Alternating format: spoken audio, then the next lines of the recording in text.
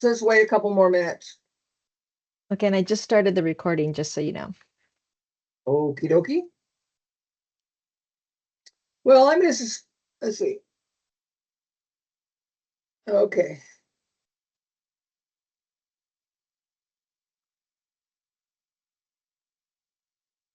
Well, let's go ahead since we're recording. So my name is Zana Scarborough. I'm in Spokane, Washington, and I'm on the Women Veterans Advisory Committee for the Washington Department of Veterans Affairs.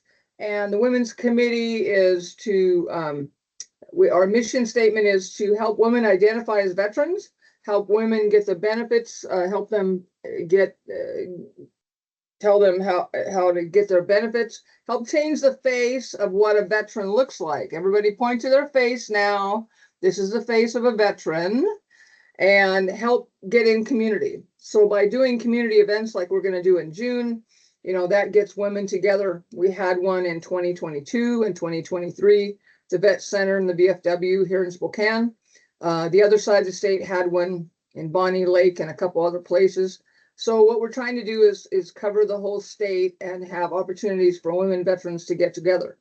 So like I said earlier, for some of you, this Lunch and Learn we've had for about 4 years. And so I'm in charge of getting speakers and finding my friends to talk, like Dawn.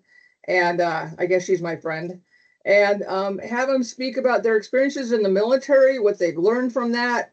If you have a question, raise your hand. We know some people have to leave earlier, but we'll go till 1 o'clock. But if you have any other questions, it's great to interact. We were on here one time, just everybody was talking, and it was great connection. Because some of us have older experiences, we're older and we have other experiences, and then sometimes we need to teach the younger generations the journey that we've gone. I always honor, here in Spokane, we had a woman Marine that was 100 years old, and they honored her for her service end of World War II. So anyway, so without further ado, I'm going to introduce Dawn Gray, who grew up in Ketchum, Idaho, and joined the Army as enlisted, and she rose to the ranks of Lieutenant Colonel Army in the Army. So I would like to introduce Dawn, and she has can everybody see the slideshow? The PowerPoint, I mean. Everybody see that okay? So anyway, go ahead, Dawn, and take it away. Okay. Hi, everyone. I can't imagine you'd want to sit there for an hour and listen to me talk about myself, but here you go. I titled this, it seemed like a good idea at the time because that's kind of how everything started for me in the Army. I had no idea I was going to spend basically my entire adult life in uniform. I can't advance the slides. What did I do wrong? Oh, wait, there we go. Oh, you got to move the mouse down there so that, okay. There you go. Perfect. So I grew up in Sun Valley. I went to University of Idaho. I thought I was going to be a lawyer, and I went to law school, and it was kind of a disaster. And so I went and sat and took an aptitude test, and the aptitude test came back that I should be in the military, law enforcement, psychology, or nursing, which I thought was completely insane. There's no way. I grew up Italian. I wasn't going to take orders from anybody. I had enough of that. So I took another test. Same thing. So I thought, well, what the hell? I don't know. Maybe they know something about me that I don't know.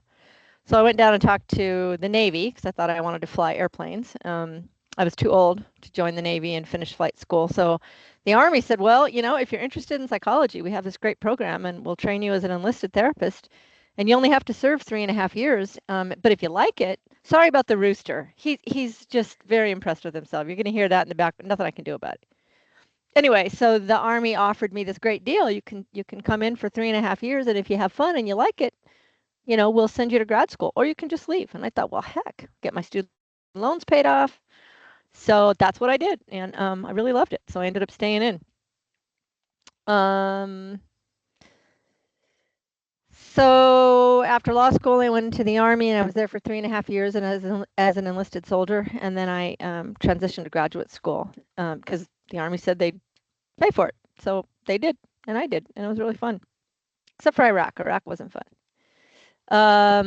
I did have a hard time in basic training because I couldn't stop talking with my hands. I couldn't stop talking, period. I know that really hasn't changed much in my life. But boy, it's a problem when you're an enlisted soldier. I did a lot of push-ups, really wanted to go home, did not like the food, didn't think they knew how to cook. So I vocalized that. Again, another mistake that I learned the hard way. My first duty station was at Eisenhower Medical Center in Georgia, but growing up in Idaho and ending up in Georgia, when you, at least in basic training when I was there, if you do well in basic training, they say, you can get your top 3 because you're such a high-speed soldier. You can get your top 3 choices, either duty station or duty mission. So I listed literally every place in the world except the Deep South because I don't like the heat. So I ended up in Georgia. But I'll tell you, it was pretty fun. I had a really good time and I have some lifelong friends there. Boy, did I learn a lot. If you have, actually probably all of you have been in the South at some point, it's a culture shock. If you grew up in the mountains or even in Washington State, it's a real culture shock. And I had a lot to learn. It was tough. So I had a college degree when I came in enlisted. So I became an NCO after, I think, a year and a half. But once I became an NCO, I had some pretty high-speed senior NCOs who knew my path, that I was going to be an officer. So they pushed me. I mean, oh my God, they pushed me really hard. I had to go to soldier boards and NCO boards. I had to get the EFMB, the Expert Field Medical Badge, which sucks. It's really hard. They used guilt, which growing up Italian Catholic worked great with me. They guilted me into all kinds of things I normally would not have done. They taught me how to volunteer, which all of you know, bad idea, right? Anyway, so it was time to go. It was finally time to go. 3.5 years on active duty, and I applied for the Green to Gold program, and I got ready to leave. And then I got these orders. I got a phone call from Cadet Command. They said, well, you can't come to graduate school because the Green to Gold program doesn't apply to you because you already have an undergraduate degree. And having been in law school, I said, well, I'm looking at the regulations, and the regulations say you just have to get a higher degree. And I am going to get a higher degree.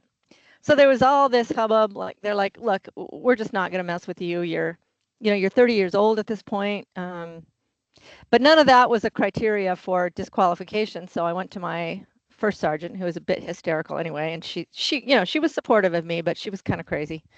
I can say that now in retrospect, now that I know what crazy means. She was a personality disorder. Anyway, so she said, look, go see your battalion commander. So I did. And he said, you're a deserving soldier. You haven't been in trouble. You're kind of a pain in the ass, but you haven't been in trouble. I'll write you a letter of recommendation. So he did. And then I sent that to Cadet Command, and they said, we don't care. He's just a battalion commander. So I'm like, okay, no problem. So I went to see the commanding general of the post. And he said, you're a deserving soldier. You got a coin from me. I'll write you a letter of recommendation, which he did. I sent that to Cadet Command. They said, look, so what? Great. I mean, I'm glad you're doing well in the Army, but we don't care. So now my time's running out. I'm supposed to be in grad school by December. So the only thing to do was to go to the Pentagon and ask the Secretary of the Army to let me out. Because then I was going to be too old to join Cadet Command as a cadet. So I did. They sent me up my unit, got me an appointment up there, and so I went to see the guy in charge of enlisted separations and retirements at Arlington. I mean, I had all my ducks in a row. I had my little briefcase and my Class A uniform, and I marched up there and I presented all my paperwork to him, and I said, this is an interim proposed regulation, but right now it doesn't apply to me. And I had to stay overnight there, and I was fretting. And anyway, eventually he said, you're right. And he gave me my orders and let me go. So I came to grad school. That's how that happened. Lots of celebration. We had a lot of fun, but my NCO sat me down and said, look, just because you got away with this doesn't mean the future is going to be that easy for you. You're going to have to work really hard and, all that stuff. So anyway, I left, went to graduate school at ROTC. Don't recommend being a cadet and a graduate student. It was crazy. I had a really hard time with the stupid crap that they do in ROTC. A lot of kind of, anyway, stupid stuff. I really clashed with the professor of military science, the PMS, mostly because he's not a Green Bay Packers fan, and I am. And he was a Kasinik. His name was Kasinik. He was a fan of the Philadelphia Eagles. And I think that's only because the colors of the Philadelphia Eagles is green and white. And he was in the 4th Infantry Division, also green and white. So from that day forward, I mean, he tried to get me to go on active duty because I ended up in ROTC, ended up being highly ranked, and everybody who gets top 3 in advanced camp is supposed to go on active duty, and what an honor that is. But I was still in graduate school. I didn't want to go. So I got out of that too at the very last minute. Again, keep remembering what my NCO said, that it's really not going to be that simple for you. But I really believe, and I still believe this, if you're in the right and you get your ducks in a row and you're in the right and you have, you know, a righteous reason for what you're doing, then I don't know, seems to work out. So I moved to Spokane because I had to finish graduate school, and I went to Eastern Washington University to get a master's degree in social work. But the only way to get out of active duty, I had to get the brass of my reserve unit to intervene. And so this brigadier general that I had never met, she was actually deployed to Kosovo. She called my professor of military science and she said, we want her to be our company commander. And he said, but she's a lieutenant. She can't command a unit. And the brass said, well, we know her. Now, I'd never met this woman. Well, we know her. She's going to be fine. We have a good, strong NCO corps. And so sure enough, I got sent to Spokane to be a company commander. Totally lost, had no idea what I was doing, but we had great NCOs. So fortunately, that was my job while I was in graduate school. Sorry about the rooster. Okay, so now I'm a behavioral health officer, and my unit was called to active duty right after 9/11. I had to finish graduate school actually in uniform. Matter of fact, my oral boards, which is one of the last things you do for your graduate program at Eastern Washington University, you have to have these, it's a test, it's an oral board test. And I had to find a third professor to sit on my board because I was doing it in February instead of in May.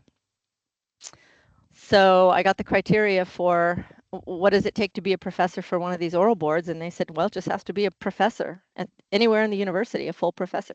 So I found the professor of military science in ROTC at Eastern Washington, who was a lovely fellow, and he agreed. And so he agreed he would sit and be one of my questioners on my board. Well, that was a mistake. He was definitely the hardest one of my questioners. But I qualified. I got graduated early. The unit was mobilized. We were ready to go, and then we were released. But they kept me on active duty. In fact, I stayed on active duty for 3 consecutive tours. You guys know Condon, David Condon. He was the mayor of Spokane. He was the captain who came to our unit and relieved me. Anyway, so I got a job. Worked in Spokane for a couple of years, and then I asked to transition to the inactive reserve, and they granted it to me, which I thought was awesome.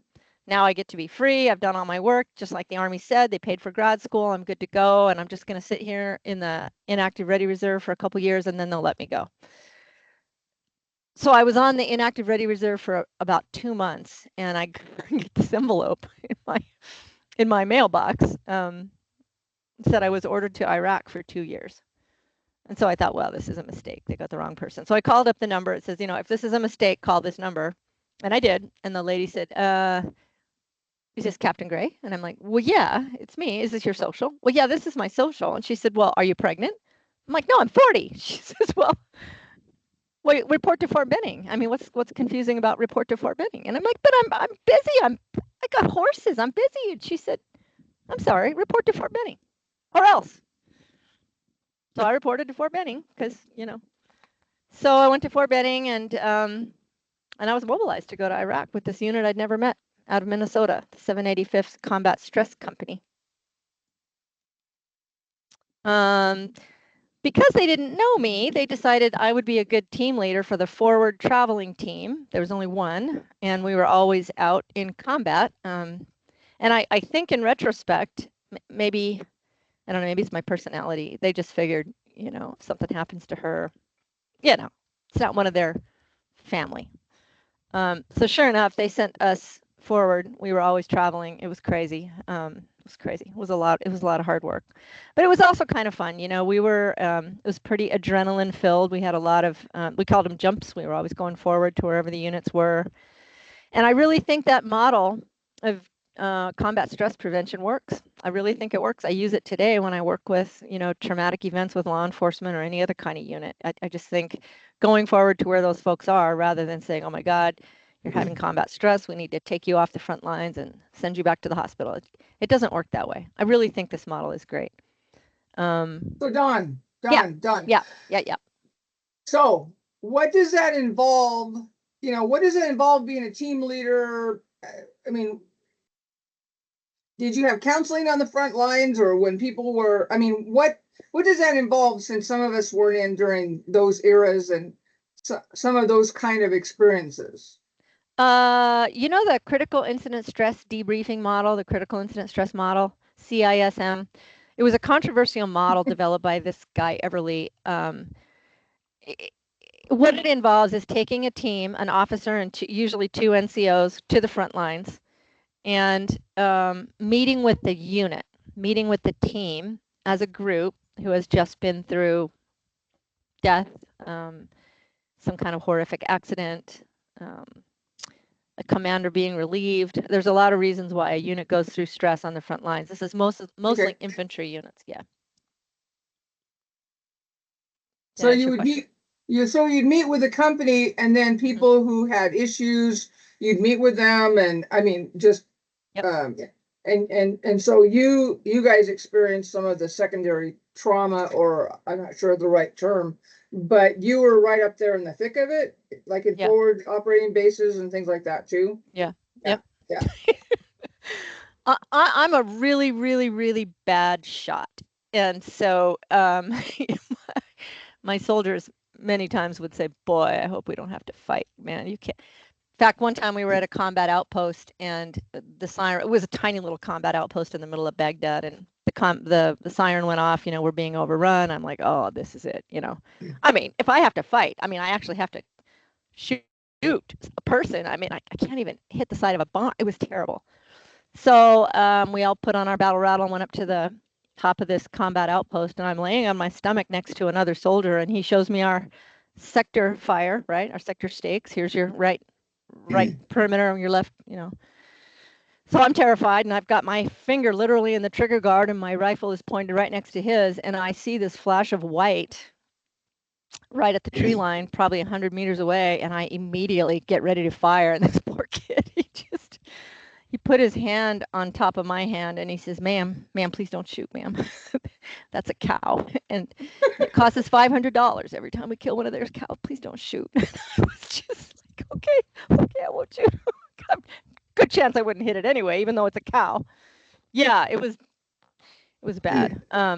So yes, we were on the front line. Probably the worst I ever got shot at was in Black Hawk, landing. Whenever you fly over there, there's 2 of them that fly together, and as we were coming in for a landing simultaneously, I think we were at the green zone landing.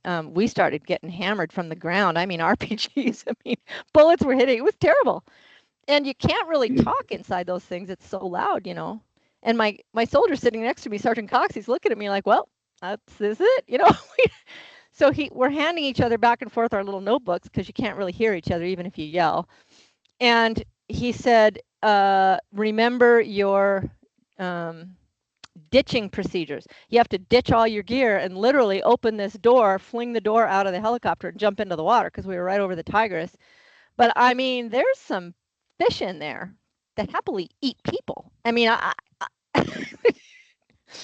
So we didn't have to go down on the Tigris River. We did finally go back to Camp Liberty and landed, and the gunner literally kicked us with his boots, kicked us out and threw our stuff out, because the helicopter had been hit and potentially was leaking fuel. And so they had to get away from the main LZ and get us out of there. And, we were so happy to be alive. It didn't occur to me to close my flight plan with my company. So we got back in our little truck, and we drove back to company headquarters, and we're like, wow, that was intense. Oh my God, are you okay? Are you alive? Oh my God, that was amazing. So we get back to our little office, and we take off our combat gear, and we rack our weapons, and we're just sitting there talking and getting ready to do our notes. And I hear this screaming, Captain Gray. And so I go running down the hallway, and it's our full bird colonel commander, and he proceeds to stand me at attention in front of his desk and scream his head off at me. Apparently one of those helicopters got shot down, and he assumed it was us, because I did not close the flight plan when we got home. So he screamed at me for a good 20 minutes. That guy he was 60 years old when we were in the battlefield. He was probably wound a little too tight, but I got absolutely hammered by that guy. And then when he was spent and he decided he was all right and he made his point, which I don't even know what else I could have done. We went up on the roof and smoked a cigar and everything was fine, but whatever. It was crazy. Anyway, I'm going to continue, okay, because I don't want to run out of time. Sure, that's fine. All right. Okay, so I'm getting ready to come back home, and so I call my personnel manager at Human Resources Command, and I'm like, hey, so I'm done with this deployment, so I'm heading home, and can I get out now? And she said, well, hi, Captain Gray. She said, are you injured? And I'm thinking, I could be.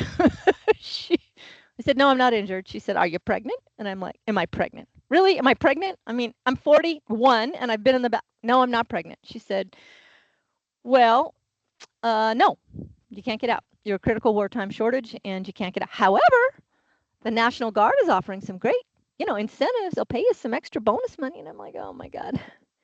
So I started applying for jobs and because I didn't really want to go back. I was working for the state. I didn't want to go back and do child protective services again. I wanted to do clinical work at the VA, and a position was available. And I thought, well, shit, I'll just apply for that position. So I start filling out my application and it turned out it was due the next day by mail, like snail mail, which takes a good week. Even FedEx takes a week from Iraq. So I'm like, well, I'm not going to make it. So I ended up finding a phone number. I think it was a 7,000 number. I don't know. I found the phone number and I called. And when you're talking to somebody on the phone from Iraq, there's this big long delay.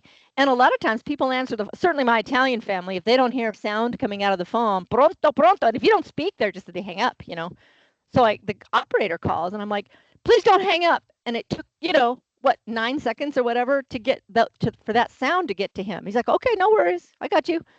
And I said, okay, I'm Captain Gray. I'm in Iraq. I really want to apply for this position, but I'm too late. And is there anybody I can talk to so I can maybe send it via email, my resume, And he said, well, yeah, I'll get you to the guy who's in charge of this certification, I guess they call it. So they sent me this guy. He gets on the phone and he says, yeah, we'll accept it from you. It's okay. We haven't had anybody so far. This is the second time we've had this certification and nobody's been selected. So I said, okay, I'm going to send you. And he gave me a list of the things I needed to send. And he goes, and if you're missing a document, just send the application on your resume. Just get that in. Okay, great. So he starts reading me his email address. His name was Kevin.Arbanis, at va.gov. And I'm like, oh my God. Is this Colonel Arbanis? This is the guy that was a professor of military science that hammered me on my oral boards. And he's like, I thought your name sounded familiar. I'm glad you survived. I'm like, that's great. Anyway, so I got to apply and then I got interviewed by the VA while I was on a combat outpost, 10 o'clock at night. 8 o'clock at my time, 8 o'clock in the morning, their time. And, so I got the job. There you go. That's what happened. Okay. So there's me and my crazy team. I don't know where we were, somewhere. The guy on the far right, Sergeant Kibbe, managed to find every drop of alcohol that was available through the Australians and the British soldiers. And boy, he got me in a lot of trouble a couple of times. In fact, he wrecked our truck because he was drunk one time. Poor guy. So here's what we did. There was a lot of people that we supported all throughout central Iraq. We were a mobile 24/7 response team. So I actually had to have 2 other NCOs because, we got burned out. I mean, they were exhausted. Somebody asked me a question. Okay. There's a question in the chat if okay, sorry, Captain go ahead. Callahan on the left. Is that Captain Callahan on the left? Do you know that person? No, that's not Captain Ken, unless he became a captain. I don't know. He was an NCO. He was a corporal, I think. Veronica, you're on mute. What's that? Oh, Veronica is the picture prior to that. Picture prior to that. The female on the left. Oh no, her name was Shingleton. Don't remember her first name. Specialist became a Sergeant Shingleton. Unless she got married and changed her name, she could have. I don't know if she stayed in. These two were the far left and the far right. They were IRR soldiers that were kind of conscripted like myself. The guy I have my arm around is green. He took over the team when I came home on leave. He was from New York. Okay, so there we are, getting ready to go somewhere. There's our helipad. I don't know where we're going. Here's our mission. It was a pretty big mission. We were the only team that went forward. So we had to carry a cell phone, and we'd get these calls in the middle of the night, and we'd have to just run to the airport and take off. We did get some pretty cool new training that we prepared in conjunction with some people back at home, doing some research, Center for Deployment. We got a lot of help, and we developed some pretty good training. Really good stuff that works pretty well, I think. I love the dogs. These are Iraqi dogs, but the Iraqi people don't treat their pets very well, and so they would get adopted by the infantry units, and they were just super friendly and wonderful. And 90% of the time, they got to come home with the unit and get adopted by one of the soldiers, usually the soldier that advocated most loudly. So this is our chow hall. As you see, there's flags from all these universities, but there was no University of Idaho flag. So I wrote to U of I and I said, you got to send me some banners because we're not represented in this chow hall here. And they sent me this great big banner, but there was no place, at least no place of what I consider to be an honorable position to put my flag. And so I convinced the Pakistani cooks that ran the place that Brigham Young University was out of business, and so that they were dead. And so so I talked them into taking down the Brigham Young University banner, which I promised to send back to to somebody who knew and loved the school, and it's all very sad. But he put my banner up instead. My soldiers were mortified. I made him sing the Idaho fight song one time. So I got my job at the VA. I did individual therapy. I was the MSD coordinator, member of the PTSD clinical team. Meanwhile, I served in the National Guard in Washington and Montana. And then the Idaho unit returned from Iraq, and they asked for volunteers to help them go through some of their debriefings. And I agreed to help, so I went over there to Post Falls, and I was sitting there in some small groups. And there was this everybody was in civilian clothes, so I didn't know what anybody's rank were, And there was this guy over on the far side of the ballroom who was so loud I couldn't hear the people in front of me. And finally, I'm like, ugh, hang on. And so I stood up and went over there, and I'm like, can you shut the fuck up? I cannot hear these people. I can't hear them. And he yells at me, and he's like, who the hell are you? And I'm like, oh my God, look, I'm just a volunteer trying to do some help. You guys asked for volunteers. Turns out this guy he became later the state chaplain. I'm like, you're a chaplain? You swear louder than the people you're sitting here talking to. Anyway, we became very, very good friends, and he comes to my ranch all the time. He's a wonderful guy, and so he talked me into joining the Idaho Guard. And from that point forward, I stayed in the Idaho Guard, different positions, and that's where my last promotion was, in the Idaho National Guard. It was fun. The Idaho Guard was a lot of fun. There were some hard times, it was the brigade combat team the brigade support battalion was a field unit. I don't really like the field. I don't like cots. I don't like tents. But what are you going to do? So that's what happened. I eventually retired. It was a hard decision to make, but I had horses to raise, and I was just ready to go. I also had been in a cast for about a year because I had surgery on my right Achilles tendon and just wasn't healing. It did finally heal, but it took over a year, and you've got 1 year to get yourself deployable ready before you get booted. So that's kind of what happened. Had a big party, COVID masks. So then I eventually got to go to halftime at the VA, which was 1 day virtual and 1 day in person. I worked 10-hour days. I lost my mom in January of 22, and man, that just about took me out. It's crazy when you're an Italian family and you're super, super tight. You either love each other or you absolutely hate each other, and there's always some kind of drama going on. But that really took me down for a while. It was very hard to recover from that. I would tell you, man, just appreciate your parents no matter how much they drive you crazy, because that was one of the hardest things I've ever been through. And last year I retired from the VA, July. That was an easy decision, although I miss the people that I worked with. Fortunately, I get to see them still. I have those relationships, so I get to see them pretty frequently. And so here's what I do now. I have horses. I have a new Arabian stallion. Now he's not a stallion anymore. He's he's a gelding, but he's doing great. I have to work out pretty frequently, like daily, because I'm an endurance rider, which why would somebody who's 61 do that crazy shit? But that's what I do. It's fun. And I went into private practice, so I see just a very few people. And I'm available to do law enforcement. I also do trauma response. Periodically, I'll get a call from this company who needs somebody to go do a debriefing with some kind of traumatic event that happened. Recently, there was a sudden death at a grocery store. The poor guy just dropped dead in the bakery. So I went and did kind of the same thing I would do in Iraq. I think it works great. But that unit was pretty tight. That team was pretty tight, so they really didn't need a lot of help. Okay, what have I learned? I really love people. You know, I thought I live on a ranch. It's very quiet out here, but I also have learned spending most of my life in the military that I have to create structure for myself or I get a little squirrely. Leaving a structured organization like that opens a void, I think, in people's lives. And I think my colleagues who still work at the VA and do therapy will attest that that transition period for a lot of people coming out, especially Marine Corps and Army, coming out of a structured environment, you really got to be prepared for that. I still have a mission and purpose, and I still believe strongly that I'm supposed to take care of my brothers and sisters. And so when I can, I do. My professional identity is important to me still.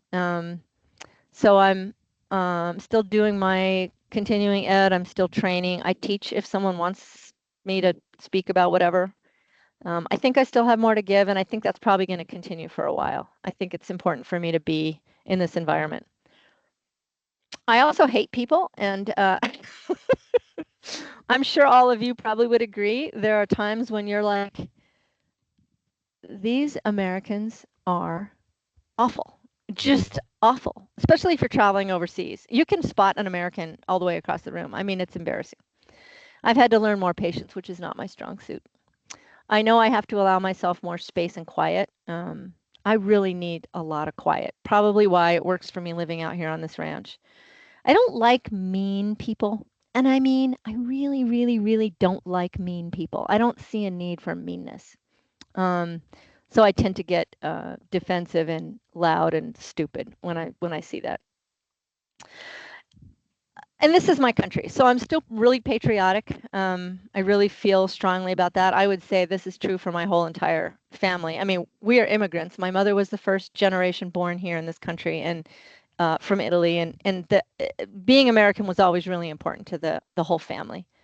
And I think it's really important to me. And I would say I don't see that changing. It's a big deal.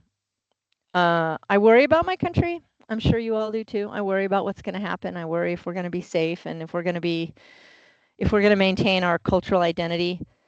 I also remind people that we swore to protect and defend the Constitution. We are not law enforcement, and I think it's important to, maintain that distinction. So every year on 4th of July, I read the Declaration of Independence, and I remind myself all those reasons why we declared independence. I read the Constitution. I mean, I had to take constitutional law in law school, so, I know a little bit about how constitutional law is set up. I can't claim to be any kind of scholar, but I believe in that stuff. I'm one of those. I'm one of those people. I like to party. I have to be careful because I love margaritas, and I always say to people, if I say I can do this and I'm drinking a margarita, please stop me. Probably can't. Although I might try. Okay, that's about it. Look, here's some books that I recommend. I thought I would just end with this because some of these are so wonderful. Is Heather still here? I don't see her. We used to belong to this book club, and periodically we would have a book club / potluck / wine drinking catch up, obsession. And some of these books were recommended during that. If you have not read Tribe, please read that book. It's by this guy, Sebastian Junger, who spent a year in the mountains of Afghanistan with the 101st, and that book is phenomenal. He talks about what he thinks are the reasons why PTSD developed, and I think it's a pretty good idea. Atomic Habits, that book and his associated website have helped me to look at my habits and look at my laziness and look at what I do that keeps my house cluttered or keeps myself overweight, or all the things that I do that are the result of my bad habits. That's a good one.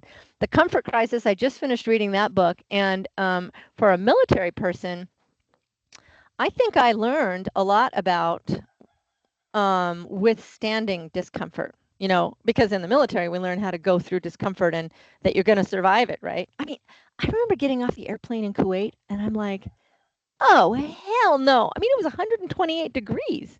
I mean, I'm like, this is stupid hot. What do you, really? Like, we're supposed to survive.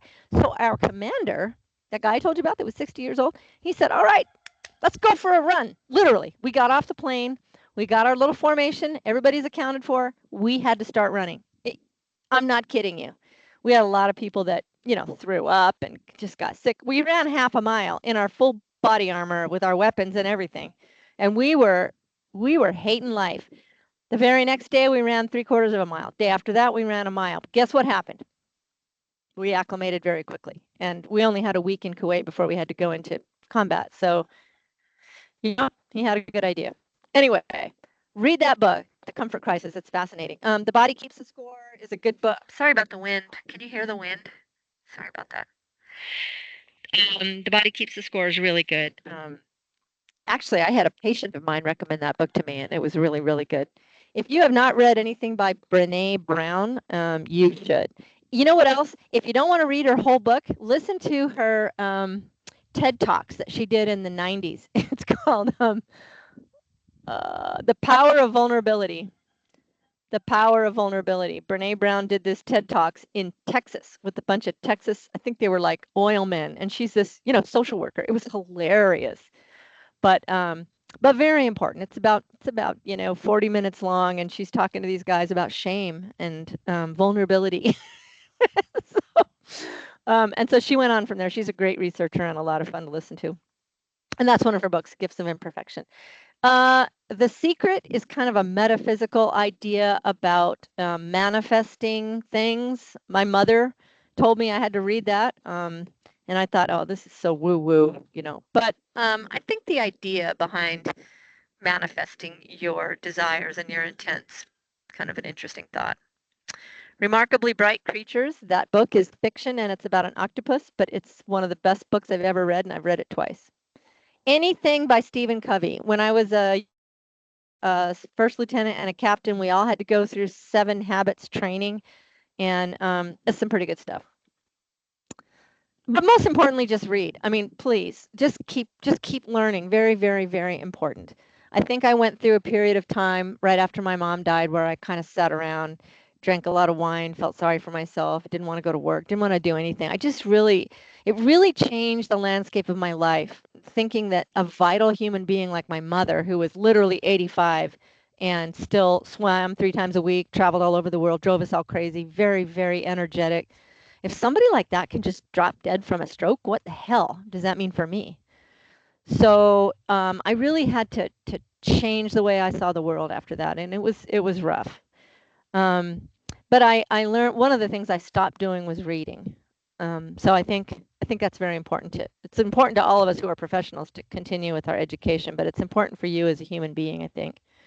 I also think it's important to stay in touch with people, whoever they are, whoever your tribe is. I think it's important to stay in touch with, or at least stay abreast of news about your last unit or your corps. You know, I pick on Navy people every possible opportunity, well, in the Air Force too, every possible opportunity I pick on them. But I love them. I love all of them. And I think it's really important to remember that you have that bond. Anyway, whatever you're interested in, keep learning. If I can figure out how to advance, I will. Where's that? There it is. How do you maintain optimism? Please give yourself a limit on breaking news apps on your phone. I had to learn that. I get on a horse every single day.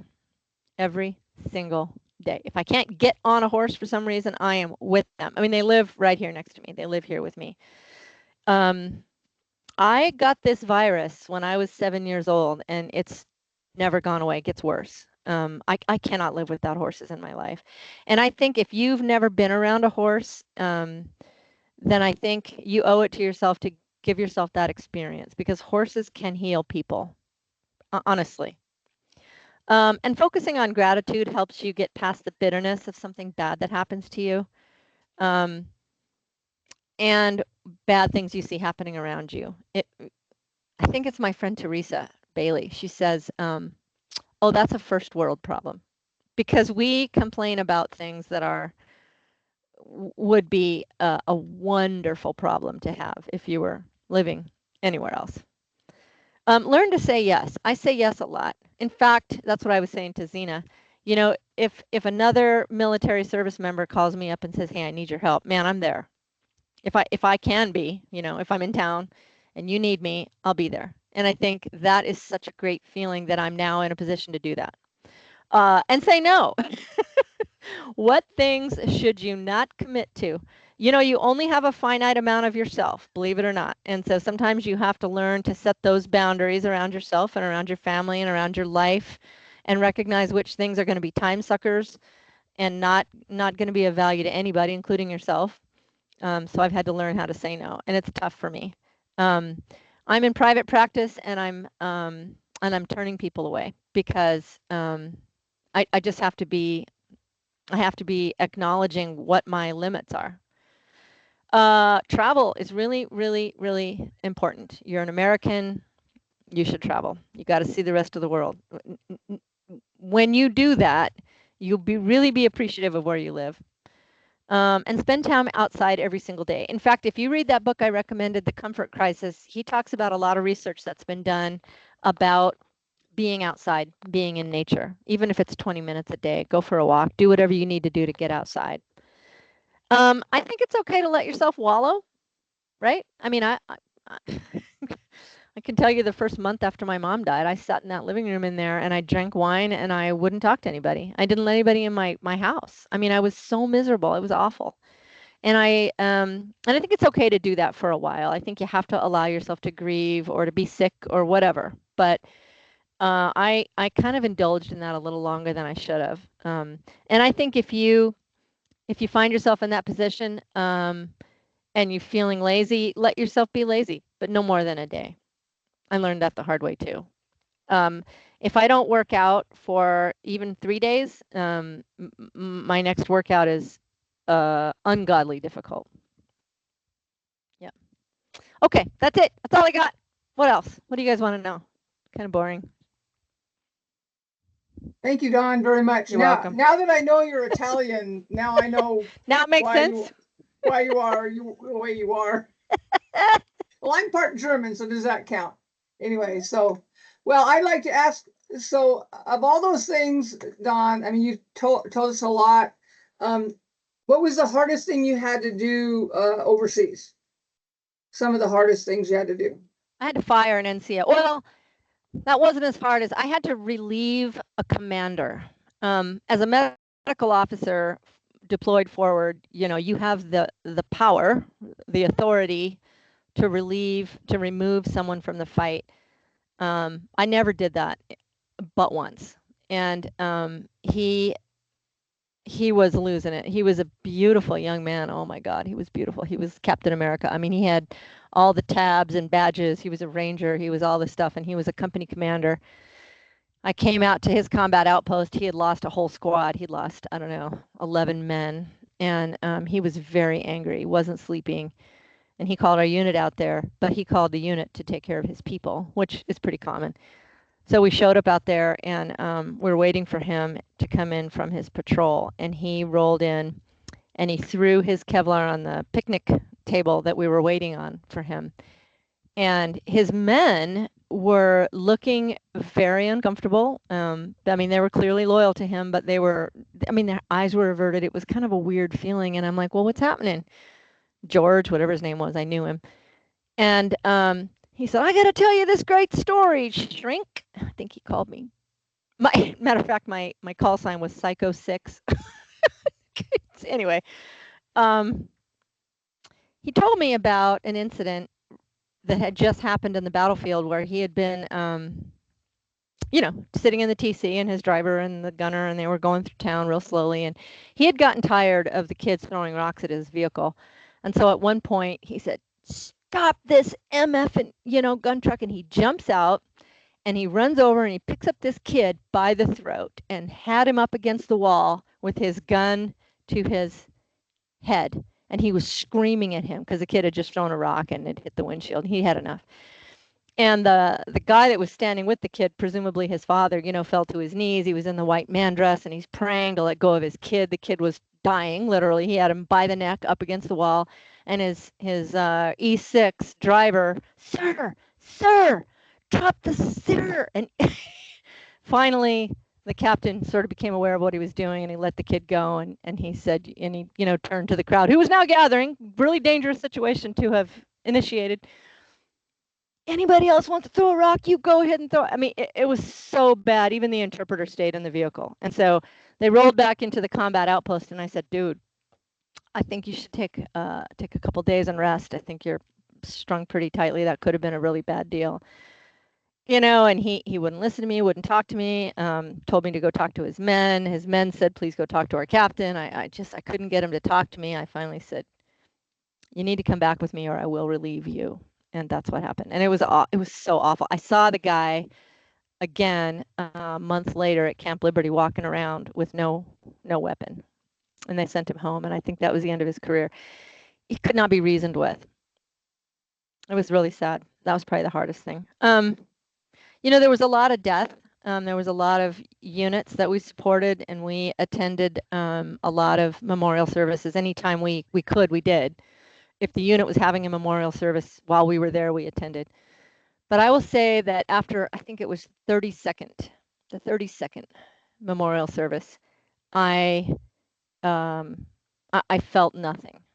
I was standing next to one of my soldiers, and in the beginning, the sound of taps, the whole thing, and I would get a little teary and choked up, and the three of us would walk together and render the salute and leave, and I had no feeling at all, just angry and numb, and let's get on to the next thing. And when we returned from that mission, we were supporting the 4th Infantry Division at the time. When we returned from that mission, the chaplain of that unit, he ran into me at the chow hall and he said, hey, I need some help. He was a major. I was a captain. He said, I need some help. Could you come over to my office? Something. And I'm like, whatever, sir. Yeah, I got all kinds of, I got all day long to help you. I mean, I was sarcastic and inappropriate. So I followed him back to his office and set down my weapon, and he pulled his chair out from behind his desk and he goes, you're the problem. I don't need any help. You need help. And I stood up to get my weapon and leave, like, you're wasting my time. And he said, listen, we really need you out here. You're the only one. And if you don't get your shit together and recognize what's happening to you, you're going to be combat ineffective. And he was right. And I had to recognize what was happening to me. And I was honest with my soldiers, and I'm like, I think we better start debriefing ourselves. And they were, yep, you're wound pretty tight, ma'am. So that was also pretty tough.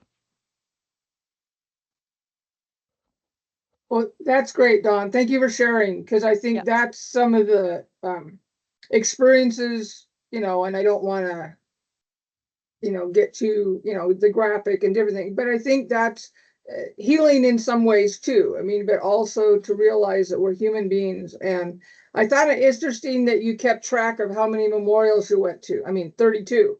You kept track. Oh, there was a lot more than that. I didn't keep track of them. My unit did. My soldiers did. That was part of our little tracking thing, Yeah. Oh, yeah. Veronica had a question. Which one? Yeah. Go ahead, Veronica. Unmute. Thank you. Yes. Anyway, so I wanted to, oh, I hit the wrong button. Sorry. It's okay. I can hear you. Don, thank you. Yeah, sure. Thank you for doing this. Sure. It's been absolutely, there were so many things I could have said, but the one thing that I wanted to focus on was at the very beginning when you talked about when you had to apply for your exception of policy. And you had support from one of your commanders at your unit, and then you had to get the general officer, and then you finally went to the Pentagon, right? Yep, Whoever that yep. was. And I wanted to applaud you for that because I feel like for the most part, most people don't fight that hard.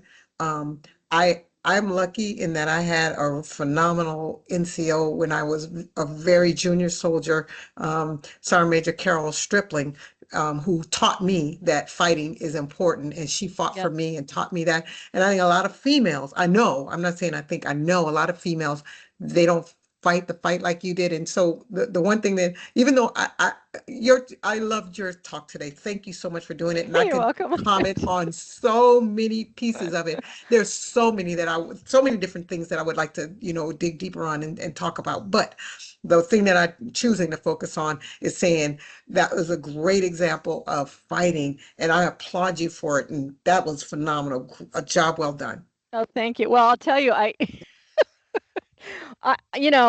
just, man, Staff Sergeant Sellers, Sergeant First Class Sellers, he said to me, it takes 10 no's to get one yes. How badly do you want this? And I'm like, well, there's only so much I can do. He's like, well, who's at the top of your chain of command? And I'm like, you? And he's like, no, the president. Have you talked to the president yet? I'm like, oh, like the president's going to talk to me. He's like, well, it's at the top of your chain of command, so pursue it. When I got up to talk to that full bird colonel and I was at E5, with my little briefcase, and he's like, he and the sergeant major said, we have never encountered this kind of thing. Well, I said, well, there's a higher authority than you, and I'm going to the Pentagon tomorrow. I had this visit set up with the Secretary of the Army. He could let me out. It's Togo West at the time.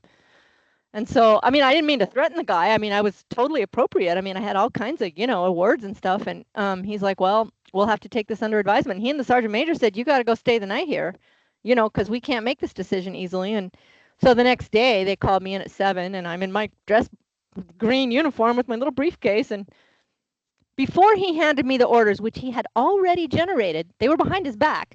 He said, what are you going to do if we let you go? And of course, I had that answer prepared. I said, well, I'm going to go to graduate school. I'm going to come back in the Army. I'm going to serve the Army. I'm going to be a behavioral health officer. Take care of all your brothers and sisters. Really, you need me. And this guy's like, we agree. And he hands me the orders. And I'm just standing there and stunned, I start shaking his hand. And I just kept shaking his hand. I couldn't let go of this colonel's hand. He finally is like, Sergeant Gray, you got to let go of my hand. Oh my God. I went straight to a payphone and I called,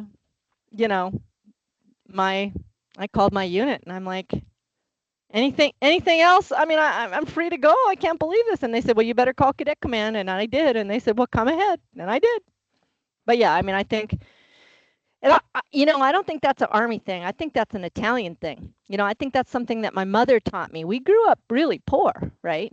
But these immigrants, man, they are very, very hardworking people. My mother, we lived in a one-room shack when I was a child, little tiny one room, literally.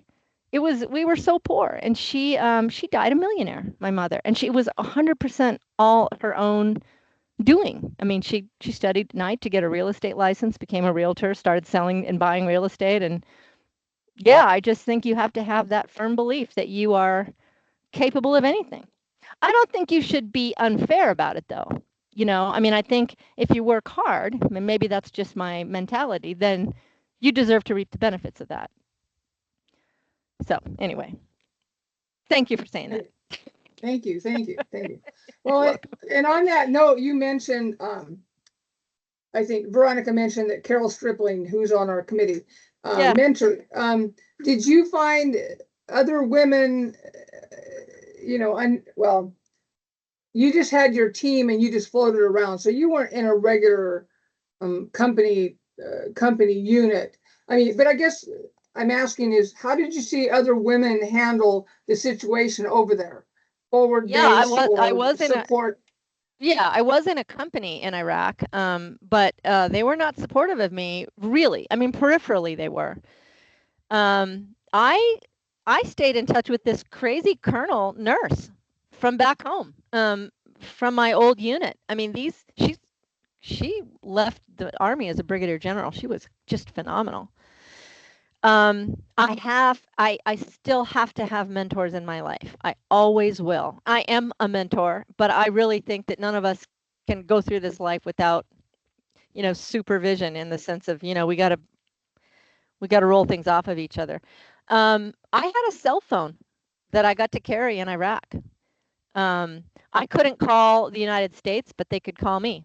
And so I would send an email, hey, could you give me a call? And then I would talk with my mentors back at home. I had friends in Iraq, and I will tell you that one of my friends, it was not my friend during the deployment, but she came to relieve my unit. She was an active duty social worker, Deborah Stone. I'm going in about 3 weeks to promote her to full bird colonel. So this chick shows up in Iraq, and she's coming to relieve my unit. We're going to do the 2-week right seat, left seat. And I'm looking at her. Deborah showed up over there, and she's like tall and skinny and big boobs and painted fingernails. And I'm like, you got to be kidding. What are you doing? What are you doing in my uniform? What are you doing? And she's like, I don't really know. Just like, shit. She decided she was a independent practitioner, and a clinician, and she decided she wanted to serve the Army. So she went down to the recruiting office, and she said, I'm a social worker, and I think I might like to talk about that. And they're like, yep, sign here. So it wasn't even 6 months later that her butt was in Iraq, and she was still reeling from that. And I'm just like, oh, you're never going to make it. What you're never going to make it. Well, this woman was pretty much out of her depth, but we spent about a week together, and we have been absolute fast friends since that day. And she's getting ready to promote to full bird colonel. She's unbelievable. She's going to be working at the Pentagon. You'll hear that name again, Deborah Stone. Remember that. She's amazing.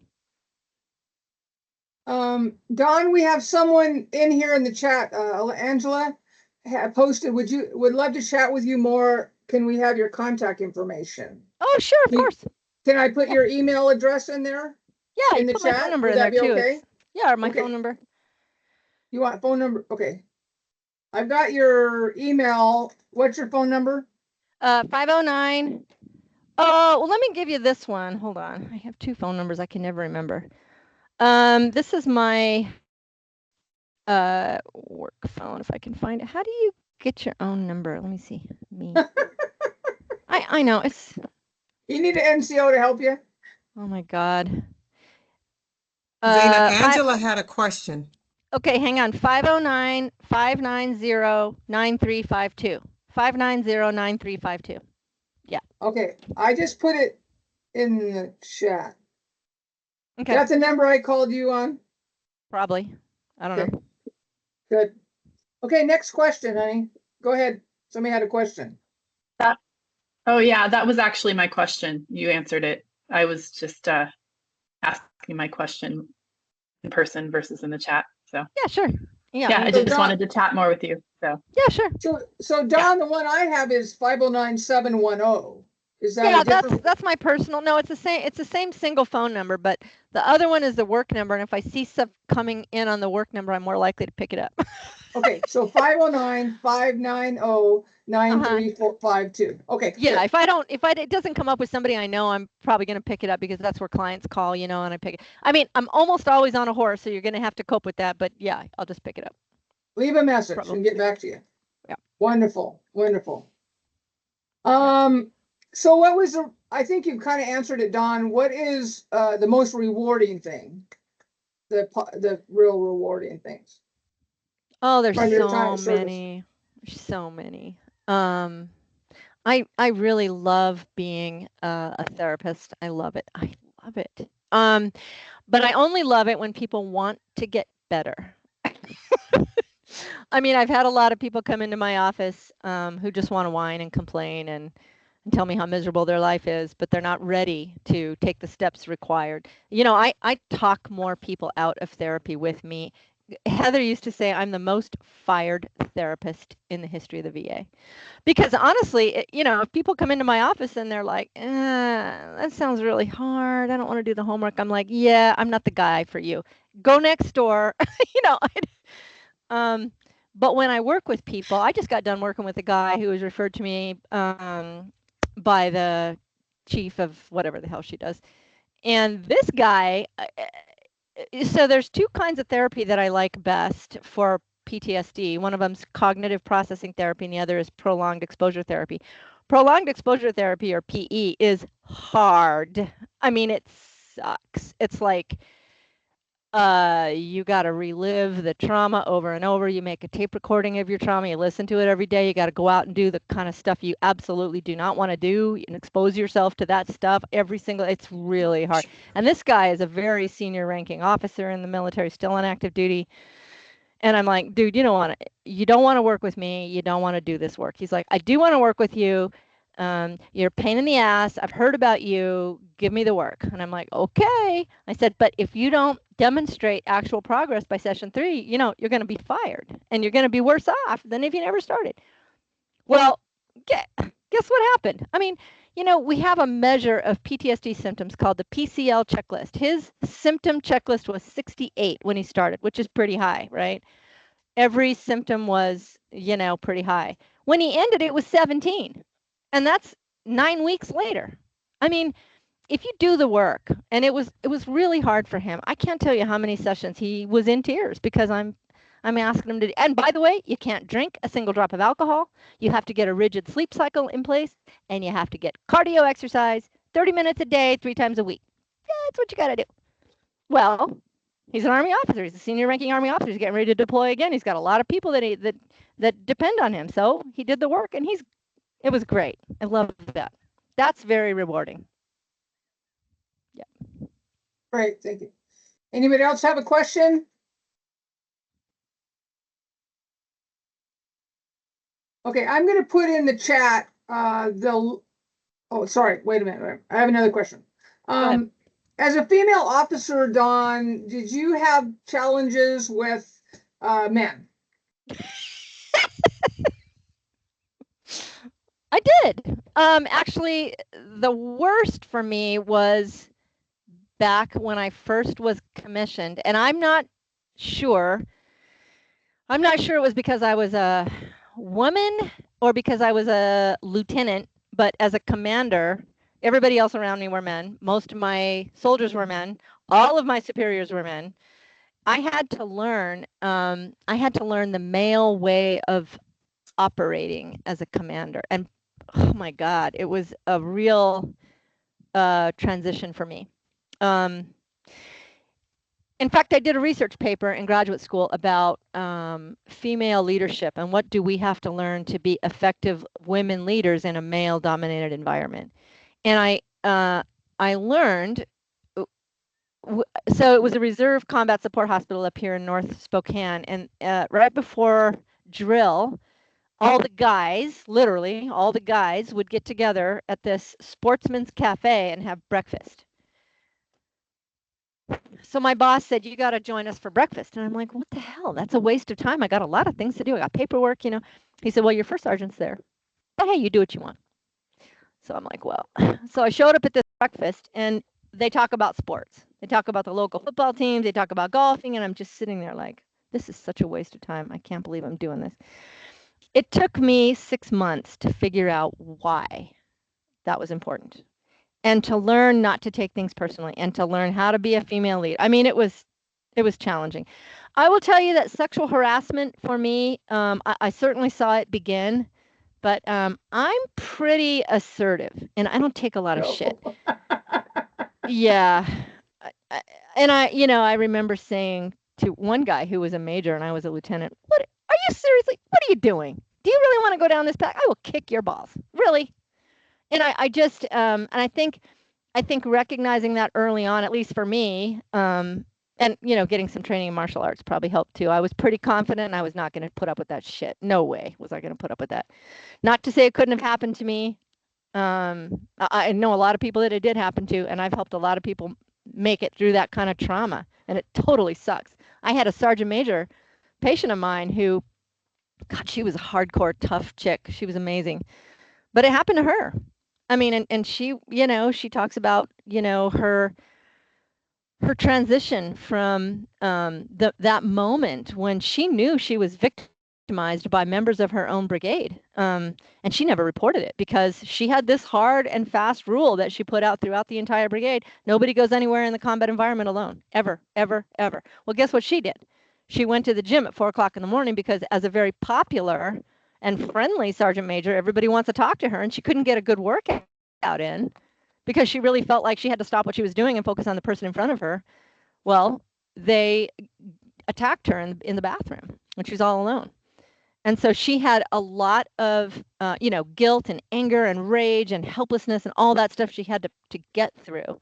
And, I tell you, I'm a very assertive woman, but that doesn't mean it wouldn't have happened to me. Just, the luck of the draw, it didn't happen to me, but it started to.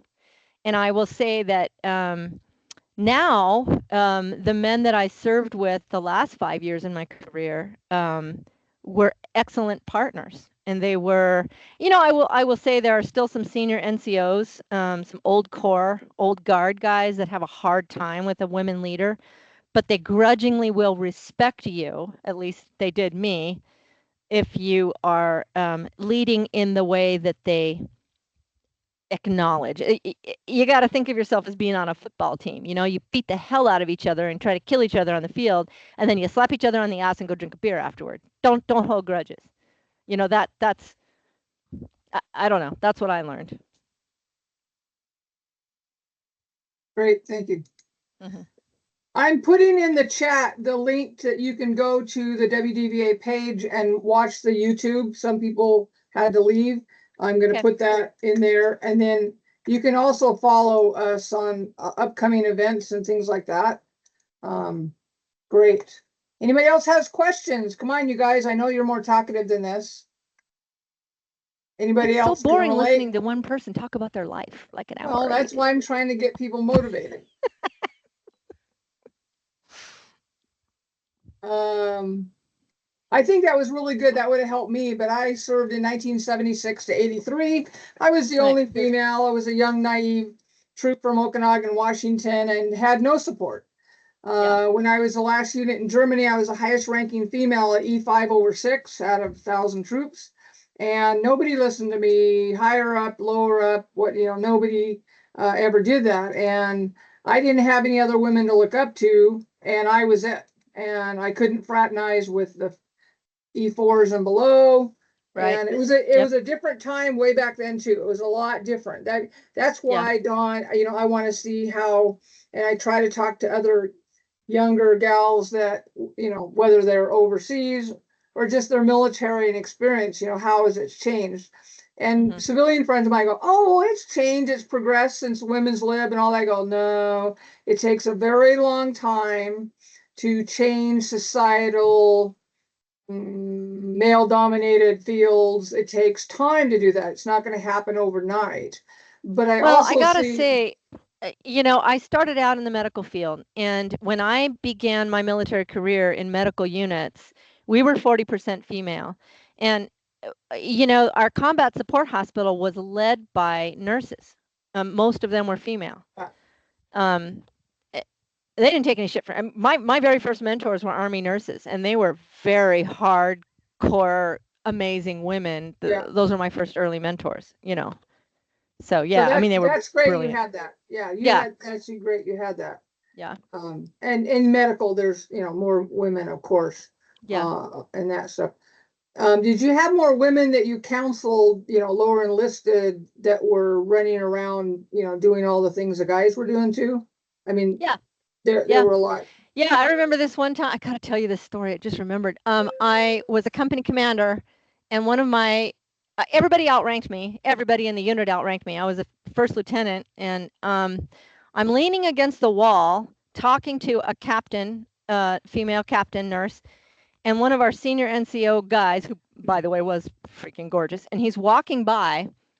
And she had a folder in her hand, and she reaches out and taps him on the ass as he walks by.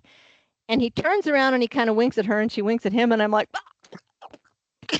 did you just do that? What are you doing? You can't do that. She's like, oh, he likes it. And I'm like, oh my God. Oh my God. I took her in the back room and I'm like, first of all, what the hell? So I wrote her up, and she's like, I can't believe you're doing this. This is crazy. Sexual harassment doesn't happen when it's me. And I'm like, it doesn't matter. Oh my God. So then I started this whole thing and the unit had to listen to me preach about it. And I would not tolerate that. I don't care who it was. But yeah, that was amazing. And then she ended up getting like excommunicated because she was just, she was very prolific. Let me just put it that way. She had a great time, but yeah. Okay, ladies, come on. Nobody has any questions at all or comments or contributions? We got 15 more minutes, so whatever. I'm going to have to go back and watch. Hi, everyone. I'm going to have to go back and watch the beginning to get some questions. So, Dawn, you might get an email. Please send it. Yeah, I mean, I don't know.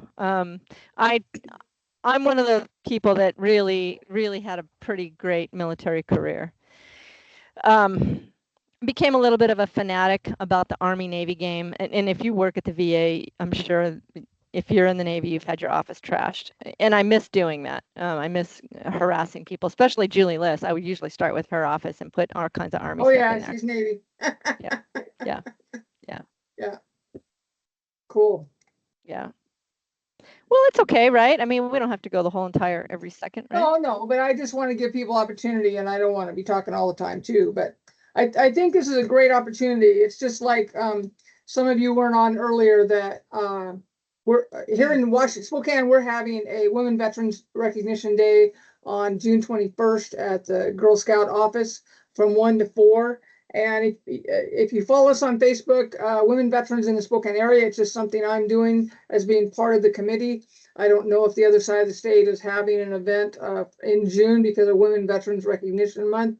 But it's a time to, as I said before, it's time to help women identify as veterans, help them get their benefits, help change the public perception of what a veteran looks like. And the more we talk about this, the more we have opportunities to tell our stories.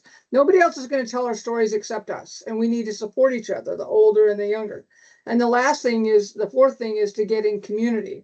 So we can develop relationships and connect with different things. We had a potluck in December and there were 9 of us women. And one gal who was in the Navy in the early 70s said, I was in Western Australia listening to radios during Vietnam and blah, blah, blah.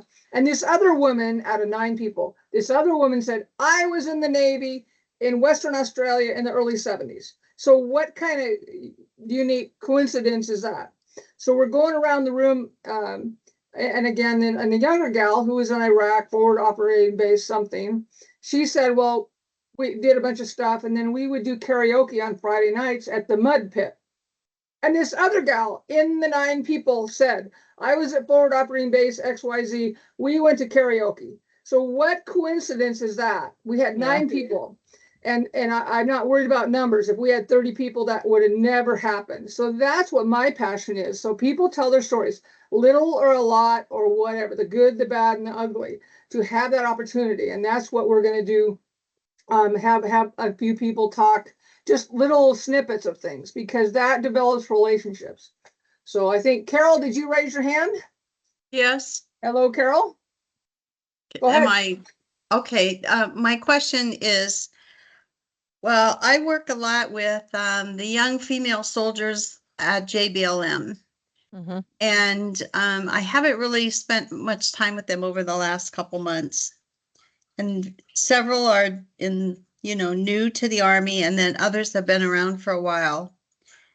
And they are feeling so bad about things that are happening, being erased. And Mm-hmm. I just don't know. I don't know how to approach that with them. I'm sure that my anger, I agree with them, that sort of thing. But when they're talking about stuff, I get so angry on their behalf. Mm-hmm. And I just don't know what to say to them to to let them know that it's been bad before. It's probably going to get worse, but it will get better. They are just seeing no future. They're talking about getting out. They don't want to be erased. So So, if you Carol, have any thoughts, yeah, go ahead. send me an email. Yeah, Carol, send me an Okay. email. Sure. We saw that happening also. We had a lot of young female recruits, and I would get them aside and I would be like, all right, so let's talk about assertive communication. Let's talk about your responsibilities as a soldier. Let's talk about, working through discomfort. Let's talk about, acknowledging that you have rights as an individual, but that you are part of a team and you as an individual really don't matter. You don't. You just don't. This is a team. But you as an individual cannot contribute to that team if you're not treated with respect. So let's talk about what respect looks like. So we did I should be able to find that. We did a whole training series with all of our young female recruits. When I was I ended my career in Idaho, the head, behavioral health guy. And so, so commanders would come to me and they'd be like, how can we solve this problem? And I always, at that level, you kind of have to look at these problems systemically. And so we would create and present trainings targeted to whatever they were noticing. We did a lot of command climate surveys and responded to that stuff too, but that's really a command issue. But when you've got a bunch of brand new recruits coming in, and a particular demographic are noticeably experiencing the Army differently from others, then you better address that. And I don't know, long-term studies were done. I don't know if it were long-term effective with them, but I know that we had some happier troops. We had some more effective troops. We had some people who began to get promoted and take leadership positions and kind of take up the reins that I expect any soldier, regardless of gender or race or orientation for that matter, I expect the same from every single soldier in uniform. So you better step up. Now look, some of us come to the uniform with some deficits, but that's not the problem of the Army. You are responsible for making up those deficits. The Army's going to help you if you ask for it, but you're responsible for taking care of those deficits yourself so that you can make that playing field level. And I firmly believe, maybe that's again my immigrant training as a child, but Italians came to this country and they were significantly discriminated against. I mean, we were rounded up and put in internment camps just like the Japanese were. I don't know if you guys know that, but So I said, yeah, it can be hard, but here's what you need to do, and here's how you need to communicate, and here's what I expect of you, just because it's hard, right? So I don't know. It seemed to be effective. We took them away from the rest of the unit and did some training with just like E1 through E4 females, E4s who were promotable like corporals and sergeants, and then 6s and 7s. We took them aside and we did some work with them at that level. And kind of demonstrated some expectations for them to be leaders. I think the Army is really, really, really good at teaching leadership, but it teaches leadership to everyone. And, and if you can't hear that message because of whatever's going on with you personally, then you're not going to get the same training that you could get, and you're not going to get the same benefits. So yeah, just email me, and if I can find that training, or I'll just email, I can't remember who's in charge of that right now. I'll just email the BHOs that are in charge now. Well, I will contact you and get that, Yeah. but this is not I cannot take them out of their unit and send them, have training. This is Oh, more it was of just a one-on-one during the training kind of- day. No, we didn't take them anywhere. We just took them aside out of the classroom and put them in a different classroom during the Yes, you can. This is a Or somebody can. conversation. This is a conversation that takes place in the PX or the commissary. Yeah. Not in a classroom environment. So Are they all on the same unit? Or are you just saying this is a No. general? Oh, No. Carol's retired too. I mean, Sergeant Major, Command Sergeant Major, I forget. Carol's retired. well, just send me an email and I'll give you some, I don't know. I have some thoughts about it. Yeah. Because I Yeah. can do that. I can do the Army HUA stuff. That's Mhm. not a problem. I can certainly say, you have a responsibility, and if you want to excel, you need to work harder and all that sort of stuff. I can do that, but they're coming to me because they're saying, I have no future in the Army, because no matter what I do, tomorrow, all of my work will be ignored, erased, done away with. We're being wiped out at Arlington. We're being, they they talk to me about that. And I can't disagree with them, but I'm trying to find that little phrase that says, hang in there. It'll be okay. And I have to believe it when I say it to them. So Right. Yeah. Yeah. You have to believe it. You have to believe it. That's true. Yeah. So that's what I'm looking for. Okay. Okay. Cool. Well, thank you. Thank you so much, Dawn. Appreciate all your thing. Let's give her a hand.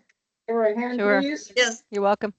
Cool. And so our next event is going to be August 27th. Same time, same place. I don't think the link is the same, but I think if you put your email in the chat, that Velma, our wonderful admin person, will add you to the email list, so you'll get the Department of Veterans Affairs newsletter every month. And when we have events like this, I think they generally, Velma, we send out a specific email for women things too, right? Was that? Yes, they'll get on the list. They'll get on the master list. Yes, the master list, and I'll collect the emails. Okay, and so do we have a list just for women veterans events? Women veteran events? Is there a list for that? I believe Heidi has that, yes. Okay, I'm trying to clarify, yeah. So when we have women veterans things, you'll get on that email list, and you'll be up to date on all the different things. So anyway, well, we really thank you very much for everyone for coming. I think we had 14 on here, and that's good. So please spread the word, and we appreciate you coming. Thank you, Dawn, out in the sunshine in Sprague, Washington. So thank you all very much. Thanks, Good you guys. day. See you later. Bye-bye. Thank you. Bye-bye.